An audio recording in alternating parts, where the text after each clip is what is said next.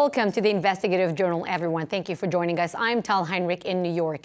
The Amazon is on fire for over 2 months. Bolivia, Brazil, and other countries in South America where the Amazon touches and surpasses its border have seen over 12 million acres of land destroyed in the traveling inferno that is the Amazon wildfire.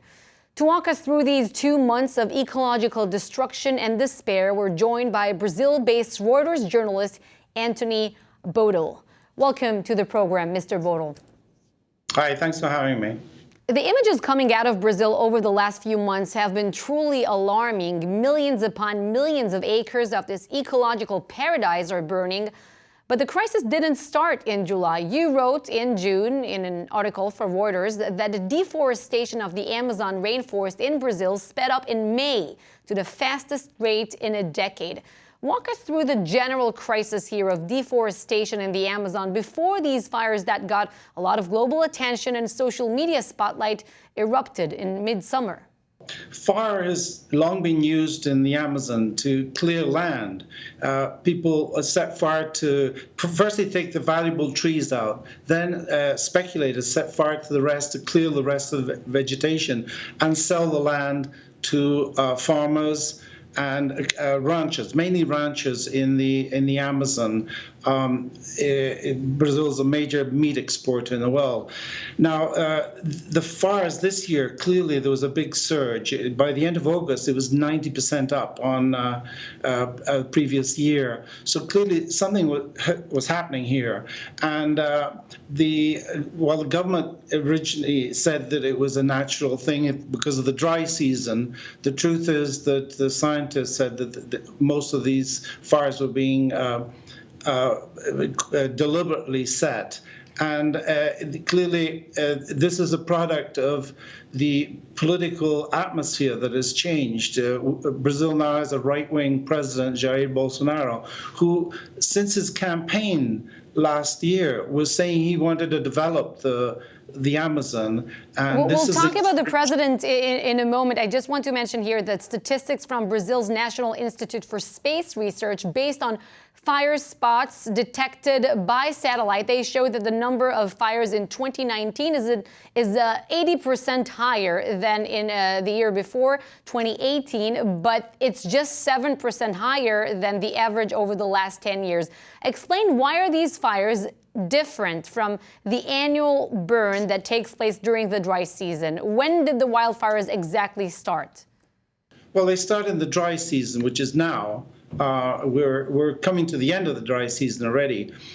These fires were different because although 10 years ago there were more fires numerically, that was a year of severe drought. So it was understandable that there would be more fires. So this year, the scientists are saying, the INPE, the Space Research Institute that you mentioned, have said that there's no natural reason of drought to explain this surge. So clearly, we're seeing a surge of deliberate fires by people who feel emboldened by the political context to go out and deforest.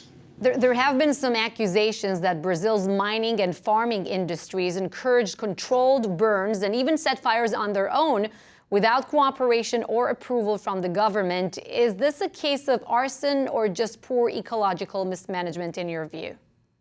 No, as I say, this is a traditional way of clearing land, and it's used by the advancing agricultural frontier into the Amazon states of Brazil.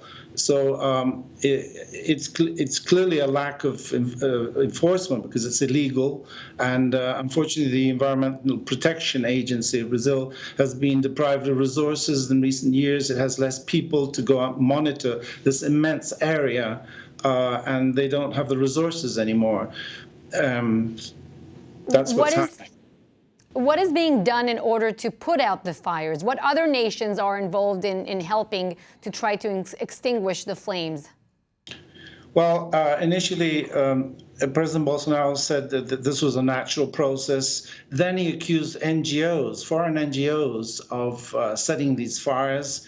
when that became clear it was not the case, he said Brazil did not have the resources to put out the fires. But when French President Macron at the G7 meeting summit in Biarritz proposed billions of dollars in assistance, he rejected that, saying that Brazil, that was interference in Brazil's sovereignty, and Brazil would deal with the matter in its own way. Eventually, he sent the army, the military, to put out fires, and planes, Hercules planes, were throwing water on the forest, burning forests. Chile had sent a couple of planes, Air Force planes, to help as well. But President Trump offered to help. He came to Bolsonaro's support, but we haven't seen anything really concrete from the United States.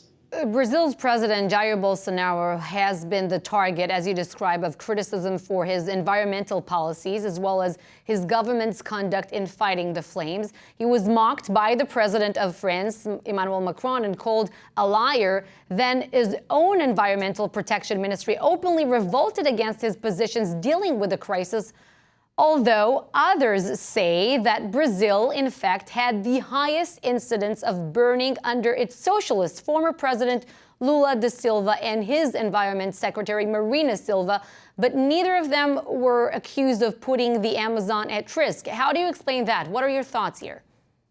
Well, as I said, 2010, there were more fires than this year because it was a year of severe drought. But at the same time, deforestation was decreasing in Brazil, and things were moving in the right direction. In 2015, 2016, Brazil entered a recession, resources became limited, and at the same time, the policy atmosphere was moving to the right. And so the enforcement has retreated. And we're seeing now deforestation increasing. In fact, the latest figures was for the 8 months of this year, I think 90% increase over the same period last year.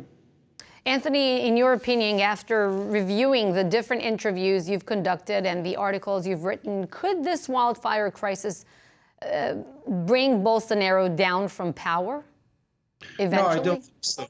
I don't think so. No, obviously it's caused an international outcry the way he's handled the forest fires, but within the country, Brazilians are divided 50-50 at the moment on whether foreigners should be saying what Brazil should do with the Amazon. And here we touch on something which is he's a former army captain. And there are several retired military officers in his government. And the Brazilian military, since the military academy where they were cadets, have been indoctrinated with this idea that it's up to the army to protect the Amazon, that the Amazon has untold riches, minerals, you name it, gold, niobium, all kinds of strategic metals that other countries covet, and therefore this leads to a kind of a paranoia that the military have that other nations are interested in taking over the Amazon, and therefore that explains the attack on foreign NGOs, for instance. They don't trust the NGOs, and it make it an issue of sovereignty. Reuters was one of the main outlets covering the story going back to the outbreak of this incident. Why do you think it's only gained public attention now? Well, I think it wasn't, until the data came out and the photos. I mean, we happened to be out in the field already doing a story on a highway that this government plans to build through pristine area of the Amazon rainforest. So we were right on the spot to capture the first images of fires spreading in the southern Amazon. And they got a lot of play around the world and contributed to making people aware of what's going on in this precious rainforest. According to a report in the New York Times, Amazon regrowth could take around 30 to 40 years before it gets back to its current state, and that assumes no man-made interference in the process. Some burns are necessary for natural growth, but the level of devastation compared to previous fires is really outside anything previously recorded. Do you think the Amazon will spring back, or have we passed the point of no return here? I think if the fires will be put out. The rainy season begins in October, and by then these fires will not continue. The question is enforcement of the country's legislation, to stop deforestation.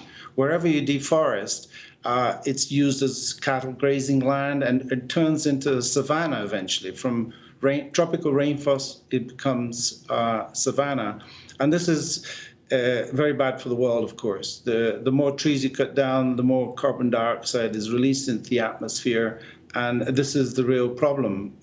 This is a global issue, of course, of climate change. Anthony, we do a lot of reporting on the human rights implications of stories that we feature here on our program. Tell us a bit about everyday Brazilians. How is this affecting them? Well, I think most Brazilians are aware of what's happening. They're divided, as I said before, on the way to proceed. The people that are most suffering in this context is the people the most suffering are the indigenous populations of the Amazon forest. Their reservations are under threat. In fact, since the election campaign in October, Bolsonaro was speaking about not giving any more land for indigenous reservations and actually reviewing the current reservations. And this has emboldened land grabbers to go in, invade reservations and cut down trees, and also illegal wildcat miners have entered reservations in increasing numbers. So the people really under threat here are the original inhabitants of the Amazon rainforest, who are seeing their land taken away from them or under threat. Anthony Bodo, thanks for your participation. We appreciate your time and your great reporting. Thank you. To find out more about the crisis in the Amazon, please visit two organizations we've been in touch with to learn about what you can do to help stop these forest fires. Thank you for watching the Investigative Journal. I'm Tal Heinrich, coming to you from New York City.